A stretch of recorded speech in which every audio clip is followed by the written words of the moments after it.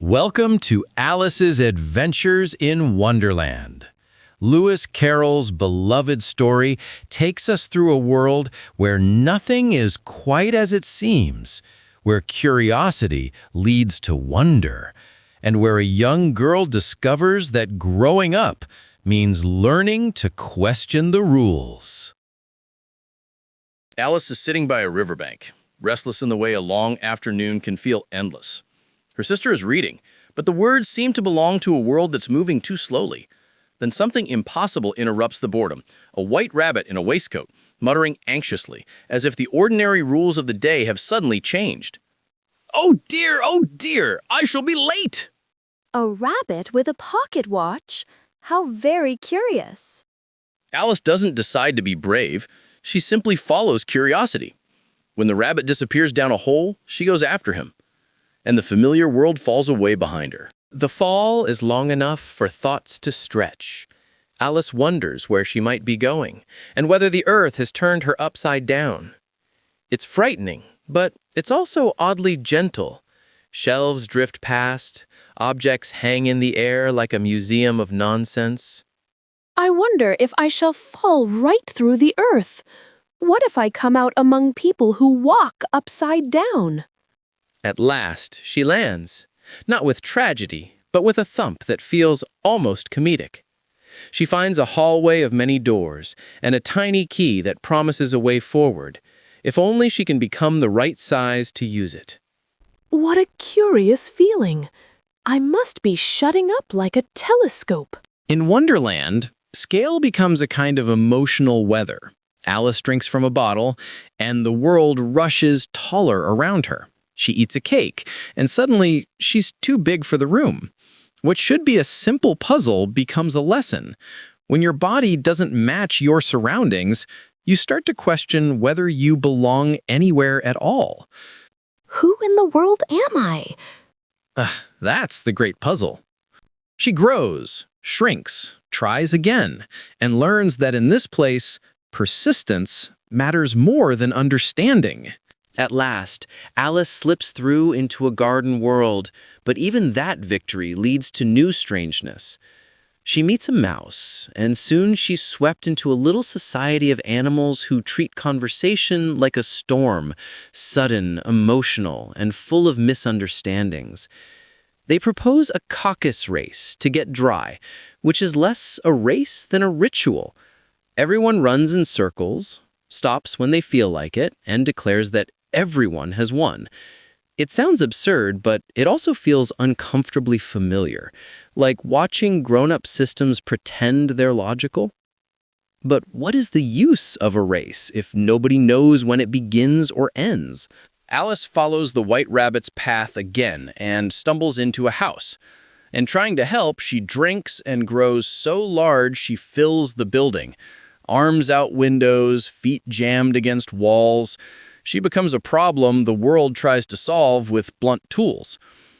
It's Marianne! She's gone and upset everything! I do wish I hadn't drunk quite so much.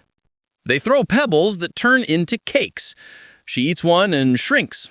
The moment she can move again, she escapes. Not triumphant, just relieved. Learning another rule of Wonderland.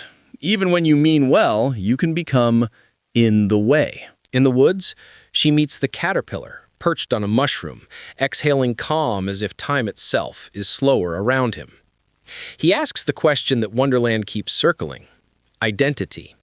Not as a philosophy lecture, but as a challenge, because Alice can't answer it with confidence anymore.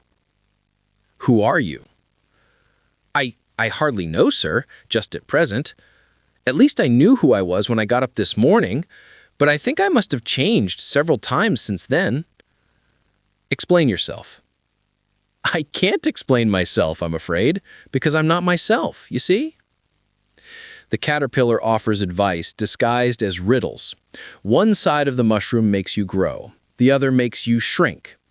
Alice learns to adjust herself deliberately, taking control in small doses. It's not mastery, but it's practice. Now she comes upon the Cheshire Cat, appearing as if it's optional. fading in and out of reality with a grin that feels like a joke you don't fully understand. The cat speaks with the confidence of someone who knows there isn't a single right path. We're all mad here. I'm mad, you're mad. How do you know I'm mad? You must be, or you wouldn't have come here. But I don't want to go among mad people. Oh, you can't help that. He points her toward two kinds of nonsense, the Mad Hatter's tea party and the Queen's croquet ground. Alice chooses the tea party first, perhaps because it sounds less dangerous, even if it sounds more ridiculous. The tea party is a scene of perpetual interruption. The table is set, but time feels broken. The tea is always being poured, the seats always being changed, the conversation always turning sideways.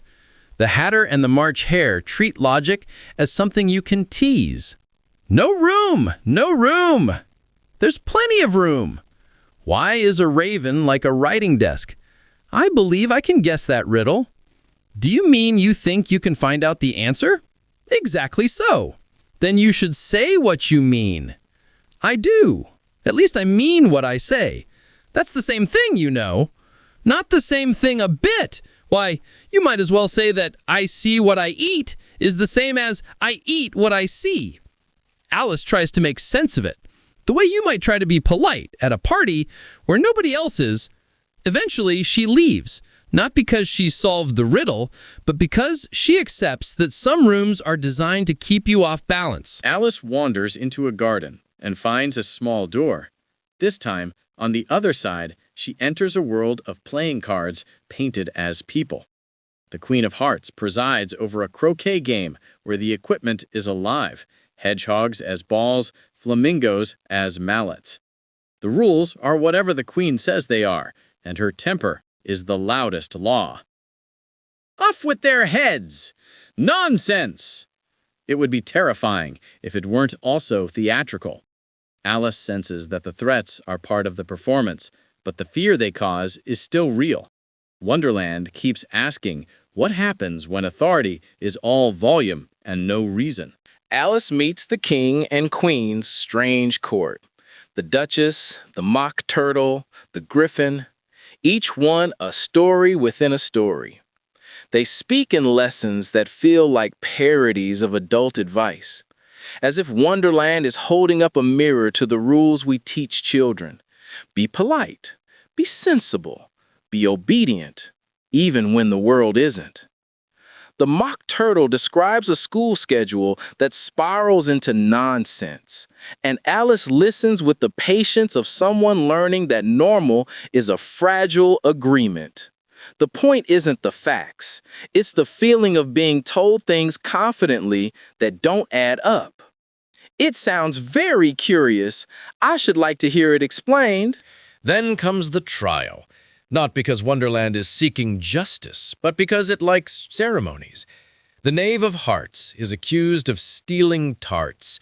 The evidence is flimsy, the procedure is chaotic, and the courtroom feels like a stage where everyone already knows their lines, even if they don't know the truth. Consider your verdict. No, no! Sentence first, verdict afterwards. Stuff and nonsense. The idea of having the sentence first. Hold your tongue. I won't. Alice begins to grow again, and with her sighs returns a kind of confidence, not arrogance, clarity. She stops treating nonsense as if it deserves her obedience. The Queen's anger peaks, the crowd becomes a swarm, and the dream turns sharp. But Alice finally says what she's been learning the whole time, that fear can shrink when you name it. She refuses to accept the court's pretend power as real. Off with her head. Who cares for you? You're nothing but a pack of cards. In that moment, Wonderland collapses like paper in the wind. The cards rise into the air, swirling around her, and Alice wakes on the riverbank, the afternoon sunlight ordinary again. Her sister brushes a leaf from her face, unaware of the journey that happened in the space between one breath and the next. The story ends quietly, as if to suggest that imagination can be both escape and training, a place where a child rehearses becoming herself. Alice will grow up, as all children do, but she will remember that once in a world of nonsense, she found her voice. Thank you for listening to Alice's Adventures in Wonderland.